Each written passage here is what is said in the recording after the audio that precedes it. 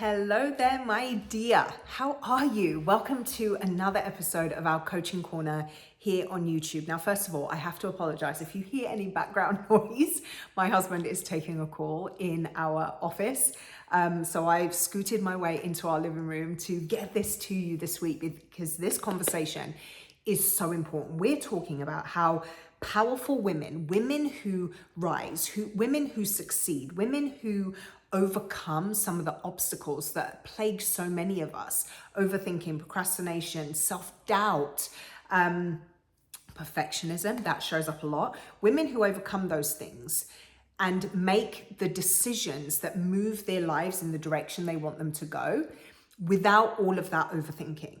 How they do that, how they're able to do that. And I want us to dive into this conversation today because based on some of the feedback that I've been receiving and some of the conversations I've had the absolute pleasure to be in with you over really this entire year's worth of content. We're already in the second quarter of the year, which is insane. So the last 3 months of these weekly conversations, the things that keep coming up in our dialogue, I know that you are somebody who struggles to make decisions. You get stuck in overthinking. You get stuck in that self-doubt. You worry that you're making the wrong decision, or what if insert something detrimental. So I wanted us to just have this very straightforward conversation where I can give you some tactical tips to help you start making decisions from a really empowered place so that the overthinking and the self-doubt doesn't lead the way. Because here's the thing, overthinking and self-doubt, they may be part of your psyche always. For me, self-doubt, a lack of self-belief, kind of the stories that I grew up with of you don't matter, you don't belong, you're not enough, they always come up for me. Right? But they no longer lead the way in my decision-making process, in the actions that I take. So it's not that I'm promising you that overthinking, procrastination, self-doubt, perfectionism are never going to be part of your story ever again. I'm just proposing to you that they no longer have to be the decision makers in your life. All right? If you don't know me super well, my name is Sabrina Militello. I am a coach and founder of Empower Her Coaching, and this is what we do. This is what we do. We have very straightforward, tactical, empowering conversations about how you can go forward and build the extraordinary quality of life that you can't stop thinking about, because it's available to all of us. It is possible for all of us. Trust me when I say that. I'm coming from a past that told me that I wasn't worth very much, that I wasn't capable of very much, that not very much was available to me outside of the lack and the destitution and the poverty and the just the less than was my environment when I grew up, was everything that I saw that was possible for me growing up. That was the story that formed my formative years. It was it was the belief system that was implanted into me through direct instruction from some of the people that were entrusted. I was entrusted in their care, but also through just, picking up the cues from your environment and your interactions. Those were the kinds of things that I was told about what was possible for me. And lo and behold, here I am living a life that is 12,000 miles away from that reality, simply because I decided something different. And so when I tell you that it is available to all of us, regardless of where you started, please believe me when I say that. And if you don't know my story, that is something that you can go back through previous videos and episodes and learn more about. You can follow me on my social media and learn more about. You can check out my website, learn more about it there. You can reach out to me and just ask, and I'm more than happy to share with you. And of course, more stories, and I always reveal certain things about my past and my history as we're going through these sessions, because so much of the coaching that I share with you is lived experience. A lot of the knowledge that I've gained and the skill set that I have with coaching comes from, education, right? And I took psychology when I was at university, and just kind of my curiosity, if I can speak, about human beings and our behavior, a lot of it is education curated, but so much of my ability to apply that education and give it to you in tactical ways that will then arm you with what you need to change your life, that has been lived. That has been lived by me. It's my identity coaching kind of approach. And yeah, just know that anything that I share with you, it's because I have experience or knowledge about what it takes to do this thing. So it's never just me sitting kind of on a pedestal being like, come over here, the water's great, come and join me. No, I know what it feels like to wade through the waters of self-doubt and those stories that have plagued you about who you are and what you're capable of. And I promise you that more is available to you. So with all of that being said, let's dive into it. So how powerful women make decisions without overthinking. And I have some notes here so that I stay on task, because if you know me, you know that I like to talk and I go off on tangents and so I want to make sure that we do this thing. So I have three kind of ways in which to address this for you, and three particular ways to approach your decision-making process where you can turn down the volume on the overthinking and the self-doubt and the perfectionism and the procrastination. We can turn down the volume on that so you can start making decisions that actually move your life in the direction that you want it to go. All right. The first thing that I really want to share with you, and I'm going to say something that may make you do this a little bit. Props and credit to my girl, Angie Lee. She's the first person that I heard say this. And it's something that I teach and coach on a reasonable amount of time. So what she said was, ready is a lie. Ready is a lie. Wouldn't you agree that so much of your lack of the ability to make a decision is based on you waiting to feel ready? When this happens, then I'll be. When I've got this together, then I'll do. It's the perfectionism and the procrastination sneaks in because you're waiting to feel ready. Clarity comes with action.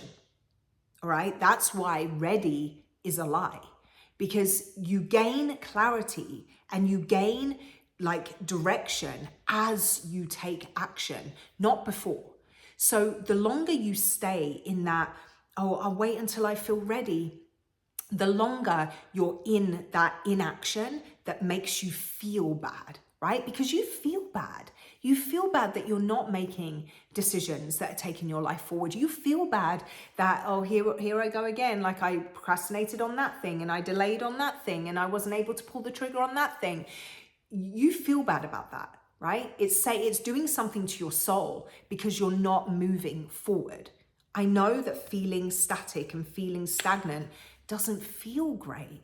It's something that it's like a self-assessment tool for me. If I'm looking around at the people that I share my time and my energy with and the influences that I allow to come into my space, so who I follow on social media, the news, the things input that come into me, and I'm very, very intentional about what I allow into my psyche, first of all.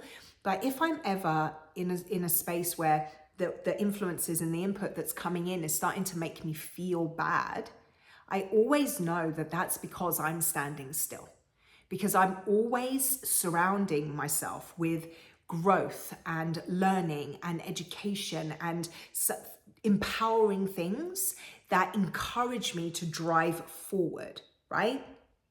You heard what I said about the past that I came from. In order to combat all of that noise and that heaviness that I grew up with, I have to intentionally be driving forward.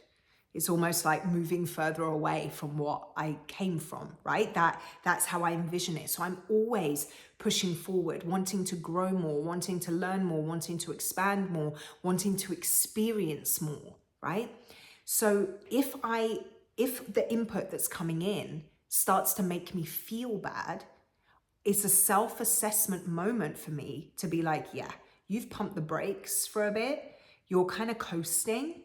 You're kind of making excuses and falling backwards into some of the behaviors that don't serve you. It's time to fix up, look sharp, and start moving forward again. That's how I read that. So instead of looking at social media and it makes me feel bad, so I unfollow people or I take a social media break. And I don't mean to sound dismissive when I say that, but this is usually the way that people deal with the things that are coming in at them, making them feel bad. They just cut off, as opposed to thinking, why does that make me feel that certain way? Why is that person's success or that person's advice or that person's insight make me feel bad about myself? Why is that? Instead of doing that, we're just like, okay, I'm going to unfollow and I'm going to unsubscribe and I'm going to take a social media hiatus, rather than use it as a self-assessment tool, not a self-flagellation tool. It's different, right?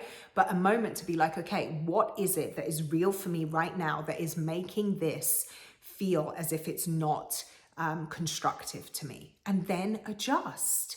Start shifting your action, start doubling down on those habits, get back to the things that make you feel good, that are driving you forward, and then those influences, it shifts, right? So that was just a long-winded way of saying that you have to understand that your clarity and your kind of readiness comes because you're in action. It doesn't come before you start taking the action, which is what so many women I see wait for. You wait for clarity, you wait for assuredness, you wait to feel ready, not understanding that all of those things come in the process of you doing, right? Because it's in the doing that we start to gain insights. We start to understand what works. We start to understand what does not work.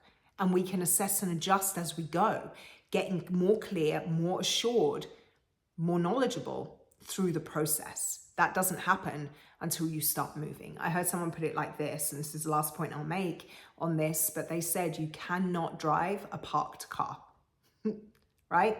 You cannot be in motion in a vehicle that is in park.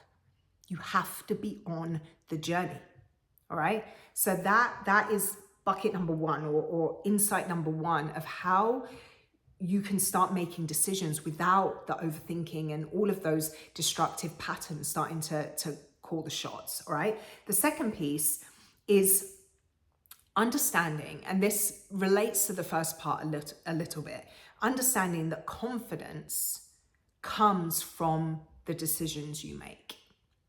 You start to build confidence in the woman that you are the more you make decisions that move you forward. Even if the decision is not the right decision, or the decision didn't have the outcome that you desired, you simply making the decision and going, you start to build confidence in your ability to do exactly that, right? I always say practice of the thing is the thing itself. You cannot build confidence in becoming a swimmer until you dive into the water and start swimming. You can read all the books you want about swimming. You can study all the best swimmers in the world, but you will never become proficient at swimming until you get in the water. So confidence comes from being in the decision-making process. So if you're somebody who lacks confidence in your ability to make decisions, and maybe that's part of the reason why you struggle to make decisions. Maybe it's not procrastination or avoidance or self-doubt or the overthinking coming in and snapping you up. Maybe it's because you don't believe that you can make the right decisions for your life. You have to start making decisions in order to build that confidence. A way in which you can do that very simply in a small way that is like low risk is start to make small decisions in your day-to-day. Like in the morning, what am I going to eat for breakfast? Make the decision maybe the night before and then follow through. Maybe you make an overnight oats bowl and you put it in the fridge, and then when you wake up in the morning, you actually eat that breakfast. It sounds so simple and like, why would that even matter? But the more you start to practice making a decision and then following through on the decision you made, the more confidence you build in your decision-making ability. You have to do the thing in order to be confident at the thing. And so, yes, that means doing it when you're not confident. You have to start the ball rolling, right? You have to do it before confidence hits. Again, this relates to that first point of ready is a lie. We have to get into action. Do it scared. Do it messy. Do it when you're not ready. Do it when you're not assured. And just know that in the process of making decisions and following through, small ones, medium ones, big ones, you build confidence in the woman who can move your life forward. So that's point number 2. The final point that I want to make with how powerful women make decisions without the overthinking kind of taking them away is, this is going to sound really silly, but it's not thinking. Stop thinking so hard about it, right? This is, again, relates to point number 2 about confidence is built in the doing. Stop thinking about it. Make a decision. The first thing that comes to your mind, make that decision and then go. And then you can clarify along the way. You can iterate along the way. I'm in the process of like creating a pretty big project in my day job, if you want to put it that way right now, and really driving forward a huge initiative that is I think it's gonna change a lot of the way in which we operate on a day-to-day basis, and I'm leading that, right? I have to have the ability to do the thing without overthinking it, without like making it so big in my mind that I freeze, right? So not thinking too much can be a really great thing. Trust that what you're doing is leading the way in the direction that you want to go. Stop thinking. Again, I'm trying to find a different way of saying that, because it's like, it says it all, but I know that can be a very like, what do you mean? Don't think, don't think. Sometimes we have to doubt our doubts before we doubt ourselves, right? Sometimes we have to think about our thinking. That's another way to put it. So instead of being the victim of whatever thoughts are cycling in your mind, be the curator of the thoughts, be the observer of the thought, be the detective of the thought. So when you're in your head and everything is going in there like, oh, I'm not going to be able to do this. What if this happens? What if that happens? What if the other happens? Stop. Make the decision, go. We get to iterate as we go. In this project that I'm working on, I've made it very clear to everybody that's going to be impacted by it that I'm going to deliver something great, but we're going to make it exceptional as we go. That's been my intention from the get-go. I'm going to give you something great because I'm going to work really hard at it. I'm going to work diligently at it because I know that it matters, but we're going to make it exceptional as it goes. I'm going to hand it to you, we're going to launch, and then we're going to iterate and clean up and get feedback and continue to build and develop and make it exceptional as we go. Maybe that's something, a process or a way of approaching your decision making that can serve you. Instead of being so drowned by the thinking of what if and what if this and what if that and how about this and how about that, you stop thinking because you know I'm going to do it and I'm going to make it great as I go. So stop thinking, do it, and then iterate along the process. So that is like short, sharp, sweet. I hope it gets you in the way that you need it, of how powerful women, and yes, you are a powerful woman. You're a woman who wants more for her life. You're a woman who has the courage and the audacity to dream bigger for her future. So yes, you are powerful. how women like you make decisions without overthinking being the thing that puts a pause on that forward progress. I hope this served you. I really do. Please let me know what your thoughts are about it. Give it a thumbs up if you enjoyed it. Perhaps consider subscribing to the channel. I would love that. And, I think it's really important that we make this a consistent practice. These tools are here for you every week. Every Tuesday, I drop a new Coaching Corner episode. I try to endeavor for the same time, 10 a.m. every Tuesday. So have that regular cadence of this kind of conversation, right? Of these kinds of spaces that you can enter, work on yourself a little bit, exit, and take with you some of those learnings that were just made available to you, and then put them into practice. That's the goal, and that is the intention, and that should be the cadence that you set up for your life, because personal growth and your desire to grow more in your life is a key indicator of people who are successful. So lean into that intention that you have even further, all right? Have a wonderful rest of your day, and I'll see you next time.